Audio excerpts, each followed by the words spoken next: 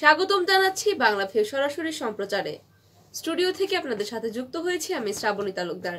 জানিয়ে দেব আমাদের হাতে থাকা আজকের আপডেট। সর্বশেষ আপডেট সবার আগে পেতে যুক্ত থাকুন বাংলাভিউর সঙ্গে। আপনার ভালো লাগা, খারাপ লাগা বা যে কোনো ধরনের পরামর্শ জানিয়ে দিতে পারেন মন্তব্যের মাধ্যমে। চলে যাচ্ছি খবরে। সিলেটে পিস্তল সদৃশ একটি লাইটার দিয়ে ছিনতাইয়ের সময় 3 ছিনতাইকারীকে আটক করেছে র্যাব।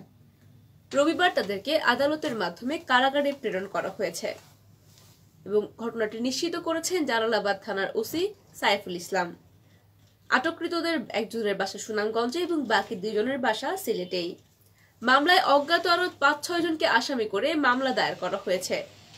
রবিবার সিলেট মহানগরীর জালালাবাদ থানায় মামলাটি দায়ের করেন সিলেট নগরীর 8 নং ওয়ার্ডের ব্রাহ্মণ শাসন এলাকার আব্দুল লতিফের ছেলে মোহাম্মদ সোনা মিয়া।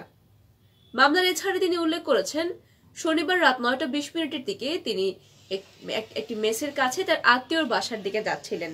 ওই সময় বাড়ির পাশে কয়েকজন যুবক পিস্তল সদৃশ একটি বস্তু ঠেকিয়ে তার কাছে টাকা দাবি করে। এই নিয়ে তিনি সরু চিৎকার করলে সবাই পালিয়ে যায়, তবে 3 জনকে ধরতে সক্ষম হয়েছেন তারা এবং র্যাবের উপস্থিতি টের পেয়ে বাকি সবাই পালিয়ে গিয়েছিল। সোনা মিয়া জানান, আটকের পর অভ্র দাস র্যাবের কাছে স্বীকারোক্তি দিয়েছে ছিনতাইয়ের উদ্দেশ্যে তারা পিস্তল সদৃশ একটি বস্তু ঠেকিয়ে ভয় দেখিয়েছে। একইভাবে তারা নগরীর বিভিন্ন স্থানে ছিনতাই করে থাকে।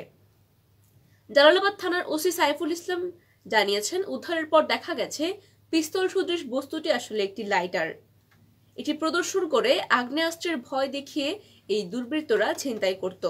রবিবার তাদেরকে আদালতের মাধ্যমে কারাগারে প্রেরণ করা হয়েছে এবং তাদের বিরুদ্ধে আইনানুগ ব্যবস্থা প্রক্রিয়াধীন রয়েছে। এদিকে সিলেটের গোলাপগঞ্জে 25 বছর পর পলাতক আসামিকে গ্রেফতার করা হয়েছে। সাজাপ্রাপ্ত আসামিকে গ্রেফতার করেছে পুলিশ। গ্রেফতারকৃত আসামির নাম শেবুল আহমদ। সে দক্ষিণ উপজেলার লক্ষ্মীপাশা ইউনিয়নের বারোয়া দক্ষিণ ভাগ এলাকার নানু মিয়ার ছেলে এবং রবিবার 23 এপ্রিল রাত 8:30টার দিকে তাকে গ্রেফতার করা হয়েছে নিজ বাড়ি থেকে। প্রতারণার মামলায় 3 বছরের সাজা থেকে বাঁচতে 25 বছর ধরে পলাতক সে এবং নিশ্চিত করেছে পুলিশের একটি সূত্র। গোলাপগঞ্জ মডেল থানার পুলিশ জানিয়েছে, আসামির বিরুদ্ধে 25 বছর পূর্বে একটি প্রতারণার মামলা হয়েছিল। সেই মামলায় পাওয়া 3 বছরের সাজা এড়াতে দীর্ঘ 25 বছর ধরে তিনি পলাতক রয়েছেন।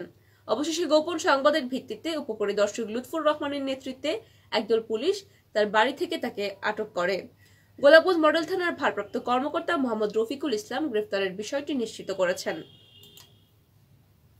ভাগ্নের বাড়ি থেকে উদ্ধার করা হয়েছে আব্দুল মতিন নামের 71-এর মানবতা বিরোধী অপরাধের দায়ে মৃত্যুদণ্ডপ্রাপ্ত এক আসামিকে। এই আসামির নাম আব্দুল মতিন, তার বয়স 70 বছর। তাকে গ্রেফতার করেছে র্যাপিড অ্যাকশন ব্যাটালিয়ন। ভাগ্নের বাড়িতে তিনি আত্মগোপনে ছিলেন। রবিবার 23 এপ্রিল সিলেটের গোলাপগঞ্জ থেকে তাকে গ্রেফতার করা হয়েছে। মৃত্যুদণ্ডের রায় পাওয়ার পর থেকেই তিনি তার ভাগ্নের বাড়িতে আত্মগোপনে ছিলেন।